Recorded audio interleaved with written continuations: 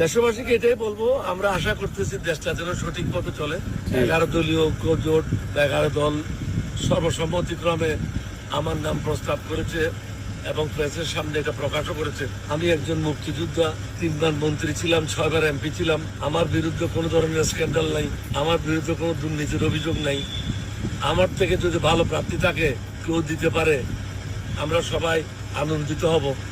আর যদি ভালো প্রার্থী না থাকে, আমরা মনে করব, আশা করব সরকারি পক্ষে যারা এমপি আছে তারা আমাদেরকে ভোট দিয়ে দেশকে সঠিক পথে পরিচালনার জন্য সুযোগ সৃষ্টি করবে।